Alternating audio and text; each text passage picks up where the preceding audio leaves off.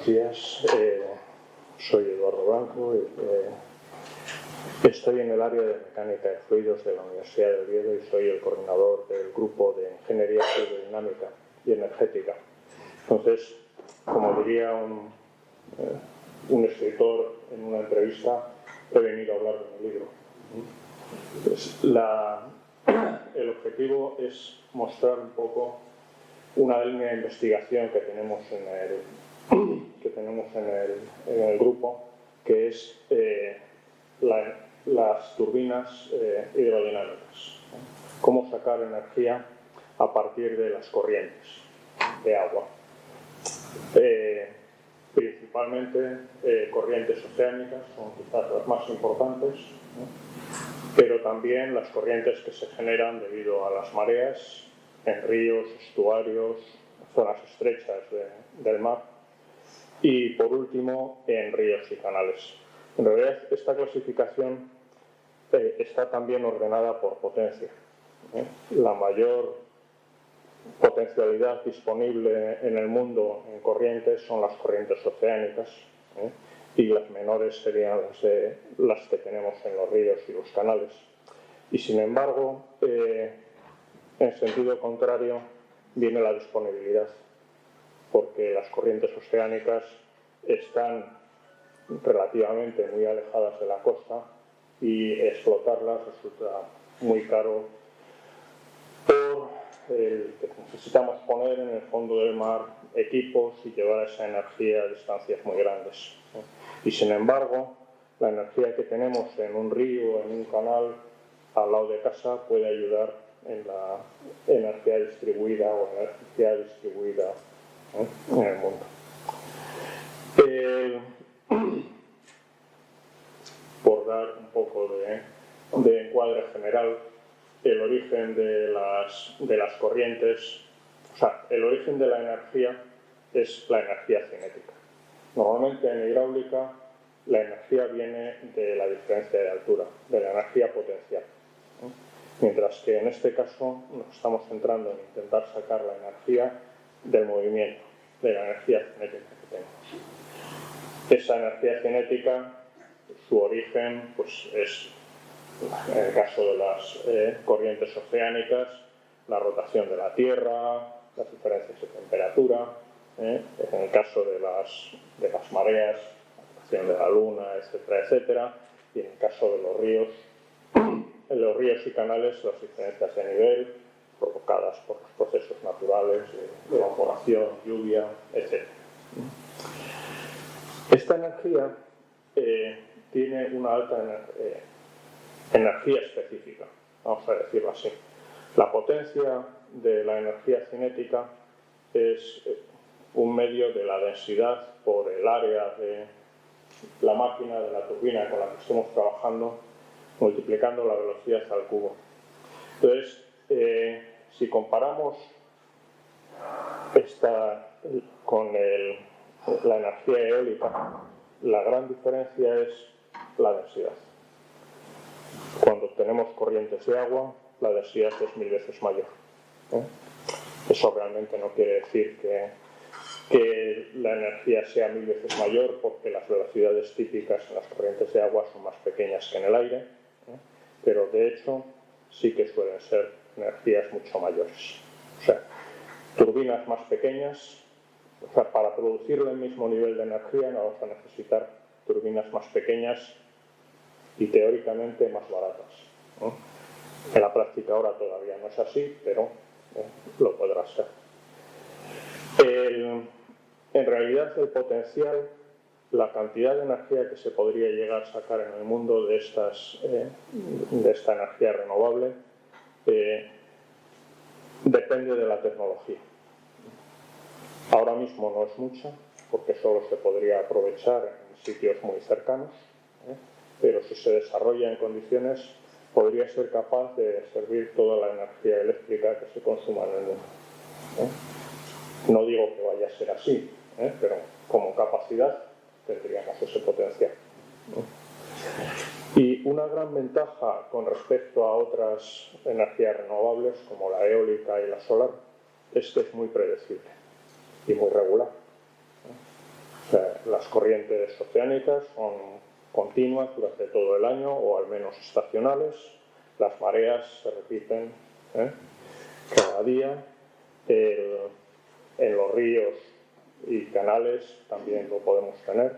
Entonces eso, aunque nos pueda parecer curioso, a veces es casi tan importante como la producción, porque desde el punto de vista de los operadores eléctricos, si hay una fuente de energía eléctrica que no es fiable, que no se sabe cuándo se va a producir, da igual que sea renovable o no, da igual lo que cueste, no la quieren, no la pueden usar. O sea, los operadores eléctricos necesitan tanta energía en tal momento, sí o sí. Entonces, si tú les vendes una energía que es fiable, dices, mañana a tal hora te voy a dar tantos kilovatios hora, de acuerdo. Si dice, mañana a lo mejor te puedo dar, no lo quiero. Pues en ese sentido, esta energía tiene una ventaja frente a otras renovables que puede ser crítica. Y luego, entre otras cosas, pues también tiene bajo impacto visual, esto con respecto a lo que sería la energía eólica, sobre todo.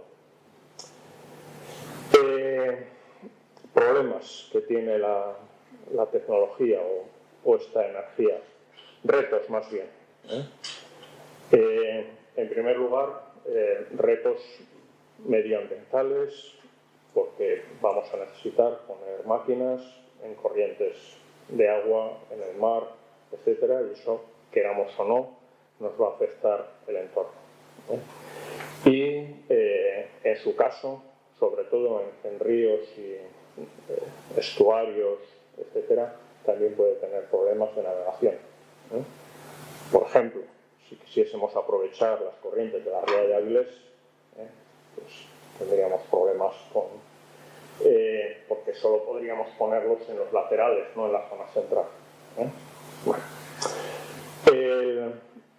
Los otros retos, la localización, las distancias. Las mayores fuentes están lejos de la costa y van a necesitar trasladar la energía distancias importantes. Sin embargo, ahí hay también una ventaja un poco lateral, que es que las fuentes menos importantes, las correspondientes a ríos, canales, estuarios, sí que están cerca de los sitios donde se consumen. Entonces, estas, bien aprovechadas, se podrían utilizar para generación distribuida. Y luego, la localización también afecta las velocidades de la corriente. Normalmente, las corrientes mayores, que serían las más rentables, las que pueden producir más energía, son las que están más alejadas. Luego, otro de los inconvenientes o retos es que todos estos equipos requieren inversiones iniciales muy grandes y se estropean con mucha facilidad. O sea, una central montada en un medio marino dura 4 veces menos que en tierra firme. Y eso con suerte. A menudo ha habido experimentos de pruebas de concepto que únicamente han durado un par de años porque vino una tormenta y no se había diseñado para ella, etc. Entonces, en este sentido, todo eso se puede traducir directamente en coste. Entonces, ¿se puede diseñar una turbina de corriente que aguante un temporal marino? Se puede diseñar. Entonces, ¿cuál es el problema? Coste. Entonces, en el fondo, todo esto lleva a que la tecnología está inmadura. O sea, cuando se consiga diseñar una turbina marina que cueste menos que la equivalente eólica, esta tecnología, suplantará a la eólica. Bueno, no vamos a llegar a tanto, pero será competitiva con ella. Entonces, ahora mismo toda la tecnología que tenemos para el aprovechamiento de las corrientes hidrodinámicas no es rentable, ¿no? Y está muy lejos. Pero lo mismo ha pasado con todas las tecnologías de fuentes renovables. En su momento no eran rentables y a base de investigación, desarrollo, etcétera, pues se va consiguiendo hacerlas rentables y poder aprovechar. Ahora mismo estamos en ese nivel. Las máquinas que se utilizan para eso, por dar una visión un poco general de cómo está la tecnología y cómo son los equipamientos. Hay dos tipos principales: las turbinas axiales y las turbinas de flujo cruzado. Las turbinas axiales podéis pensar en ellas como hélices funcionando al revés, o aerogeneradores compactos. Son turbinas en las cuales el eje de la turbina está en la misma dirección de la corriente. Y las de flujo cruzado son en las que el eje de la turbina está en perpendicular con la corriente. Hay dos disponibilidades, una con el eje en vertical y otra con el eje horizontal, pero las dos en perpendicular. Las axiales, el diseño está basado en las turbinas eólicas de eje horizontal, que son las que ahora mismo están más extendidas. Implícitamente son turbinas con un rendimiento alto y una tecnología desarrollada. En la práctica no tanto, porque aunque se puede pensar que es muy parecido, en realidad el agua tiene sus características especiales, el número de reinos no es exactamente el mismo, el rendimiento que se puede conseguir es diferente, pues todavía hace falta investigación para llegar a tener las mismas características. Se han hecho unos cuantos desarrollos, no a nivel industrial, sino a nivel de plantas piloto, utilizando estas tecnologías y este tipo de turbinas. Normalmente se ha apostado por máquinas grandes de alta potencia en este caso es más bien del orden del megavatio, entre medio megavatio y 2 megavatios. No es alta potencia como una central hidráulica, pero son grandes para lo que son estas máquinas. De tamaños grandes, pues entre 4 y 20 metros de diámetro, y ubicadas en alta mar a profundidades importantes. Entre la salinidad y todos los problemas de estanqueidad relacionados con la profundidad, eso es lo que hace que estas tecnologías tengan unos costes elevados de operación y de mantenimiento. Las turbinas de flujo cruzado, sin embargo, ahora mismo también están a nivel de investigación. Su diseño está basado en turbinas Darrieus y Savonius, un tipo de turbinas eólicas mucho menos habitual. Así como chascarrillo, la diferencia entre las turbinas axiales y las de flujo cruzado, el por qué se han desarrollado, o sea, los aerogeneradores ahora mismo son todos turbinas axiales. Y sin embargo, las turbinas de flujo cruzado en su momento podrían haber tenido las mismas características o haber conseguido ser iguales. Sin embargo, se dedicó la investigación a trabajar con las turbinas axiales, se ha conseguido mayores rendimientos, menores costes, y se han dejado de mano las de flujo cruzado. Las de flujo cruzado en aerogeneradores solo se ven de adorno en las gasolineras. Esto es algo parecido a lo que pasó con el vídeo beta y el VHS. No es que uno de los dos fuera mejor. Por cuestiones comerciales, unas empresas importantes decidieron seguir una línea y se acabó desarrollando. Al final es una cuestión del esfuerzo que se dedique a la investigación. Entonces, aunque ahora mismo las turbinas de flujo cruzado tienen rendimientos un poco peores, no tiene por qué ser así. Si se les dedica a investigación, pueden llegar a ser del mismo nivel o incluso mayores. Una de las grandes ventajas que tienen estas turbinas es que no necesitan orientarse. El flujo les puede dar por cualquier lado y funcionan igual, mientras que las turbinas axiales tienen que estar orientadas en la dirección de la corriente. Por lo tanto, si estamos en una ría, la turbina axial tendría que dar media vuelta cada vez que cambia la marea. Entonces, estas turbinas pueden trabajar indefinidamente. En la práctica, en las plantas pilotos pequeñas que se han puesto en ríos, en canales y en rías, estuarios, casi siempre se han utilizado turbinas de flujo cruzado en vez de turbinas axiales. En parte también porque se pueden ajustar mucho mejor a la forma de los ríos y de los canales que las axiales. Y después tienen menores costes porque se puede colocar los generadores y la transmisión, etcétera, fuera de la agua. Entonces sufren mucho. Voy a hablar ahora un poco, a grandes rasgos, de qué es la línea de investigación del grupo en este tema.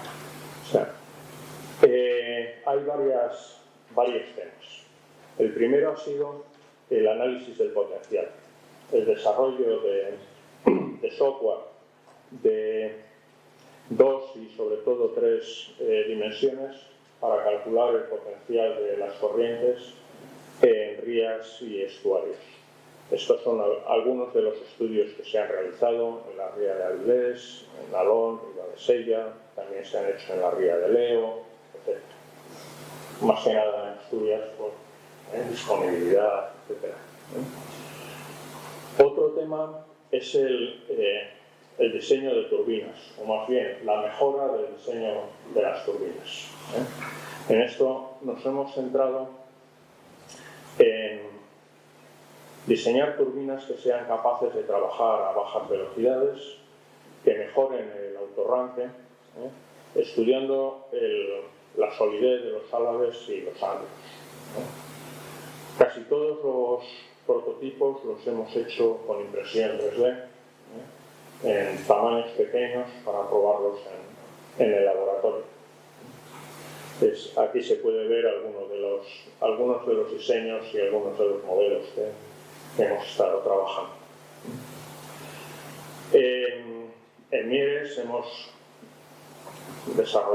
construido un túnel hidrodinámico específico para probar turbinas hidrodinámicas, con lo cual se pueden probar turbinas pues hasta de 300 milímetros por medio metro.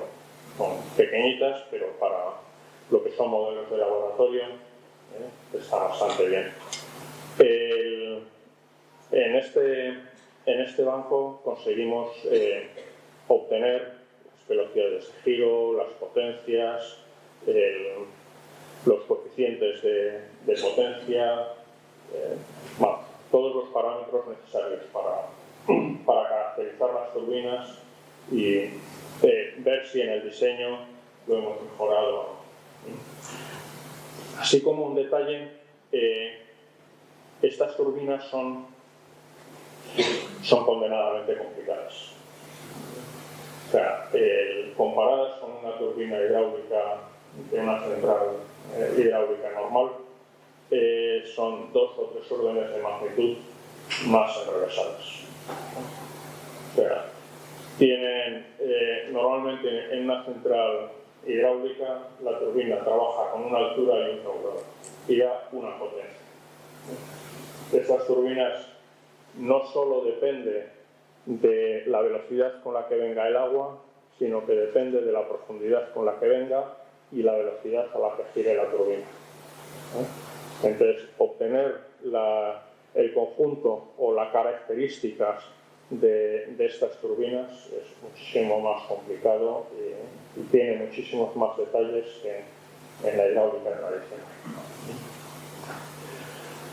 Hemos hecho también algunos ensayos de campo. Por ejemplo, esta es una de las turbinas que probamos en una traída de aguas del servicio de aguas de aquí de Gijón. Por el momento ha sido más anecdótico ver que se podía hacer y que realmente funcionaba, que dejar una planta piloto, pero bueno,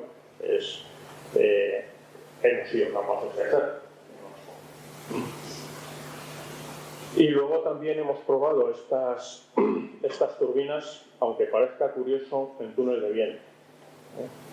Desde el punto de vista de los números adimensionales, se puede usar alguien en vez de algo, si se mantienen los números de Reynolds y los demás parámetros adimensionales. Los resultados que se obtienen en un túnel o en otro son equivalentes. Y en túnel de viento nos ha permitido caracterizar estas turbinas para el funcionamiento en campo abierto. En el canal hidrodinámico hemos caracterizado para trabajar en lo que sería un entorno más restrictivo, con bloqueo, lo equivalente a un río o a un canal, y en el túnel aerodinámico lo que sería equivalente a trabajar en una corriente hacia.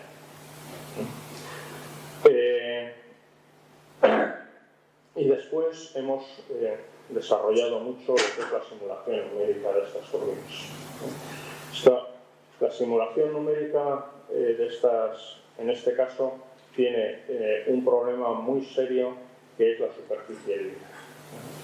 Normalmente se puede decir que la simulación numérica de turbomáquinas con entornos cerrados es difícil, pero es algo conocido y que se puede trabajar bien, mientras que la simulación numérica de un canal, de un río, de una superficie libre, es algo que ahora mismo está cogido con piezas. Es puntero en la investigación porque es muy complicado de conseguir y de obtener buenos resultados. Entonces, nosotros hemos llegado a conseguir simulaciones en las cuales la superficie libre y el flujo se comporta de forma comparable a los resultados experimentales que tenemos en el canal, y eso es muy animante y además muy atractivo. Y después hemos trabajado mucho en lo que es la simulación numérica de la máquina en sí. Ver el detalle de cómo funciona el flujo alrededor de los álabes. Por ejemplo, esa imagen de ahí muestra campos de presiones y de velocidades en un corte a lo largo de la máquina, o esta de aquí muestra los vórtices que se van separando, sobre todo en la plato superior e inferior de la turbina mientras está girando. Entonces, este tipo de estudios permite no solo caracterizar y ver cómo funciona, sino ver qué es lo que está funcionando bien y qué es lo que está funcionando mal. Eso en los ensayos experimentales, normalmente lo único que se puede sacar es la potencia que están dando. La potencia o la velocidad de giro, los números todos.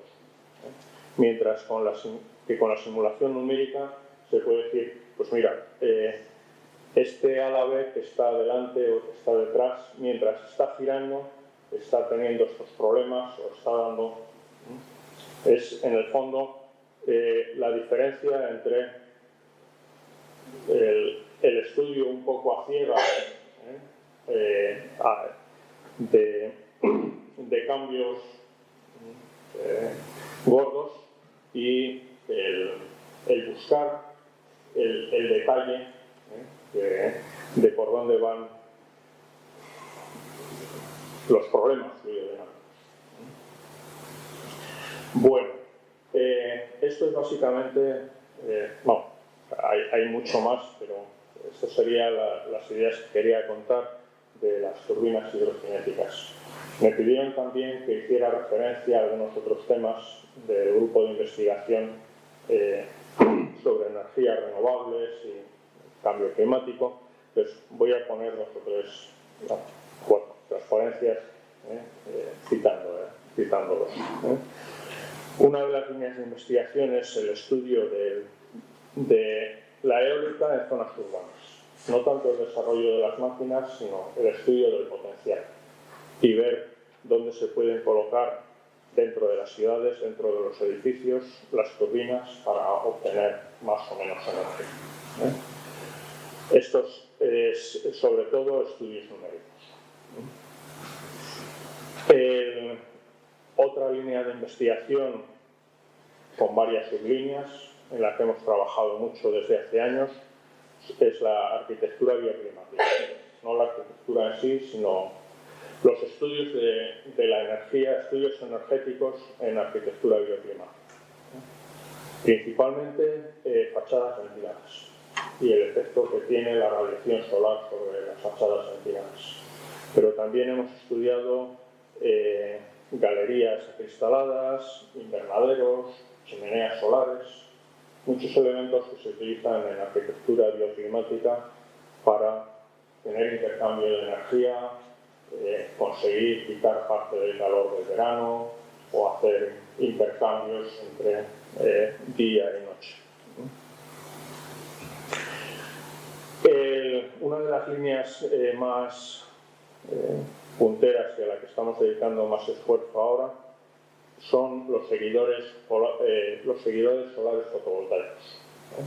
Pues la energía fotovoltaica ahora mismo se está apuntando como la más importante de las energías renovables por el coste. Y una de las razones por las cuales ha bajado el coste es por la utilización de seguidores solares de un solo eje. A diferencia de los seguidores solares tradicionales que veíamos por Castilla, que eran capaces de moverse en dos ejes, los seguidores de un solo eje tienen un poquito menos de rendimiento, pero el coste es muchísimo más bajo.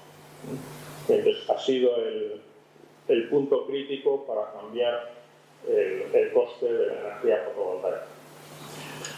Problema: las empresas de fabricación de seguidores solares en su afán de reducir el coste, han ido metiendo cada vez menos material, cada vez paredes más pequeñas, cada vez menos acero. Y ha llegado un momento en que han conseguido que sean inestables frente al aire, que tengan problemas de aeroelasticidad. La típica imagen que tenemos los ingenieros de fluidos del puente de Tacoma Narrows, que con un viento ligero empezó a comportarse como si fuera un bronco. Pues está sucediendo igual en estos seguidores y están empezando a partir. Entonces, el estudio de los fenómenos aeroelásticos en estos seguidores ahora mismo es de importancia fundamental y estamos ahí en la punta de. Y por último, aunque no es realmente una línea de investigación, es más bien un trabajo puntual que hemos hecho con la empresa Nest Pangea, quería mostrar esto, que es un estudio sobre la utilización de grafeno para la disipación del calor en baterías de hidrógeno.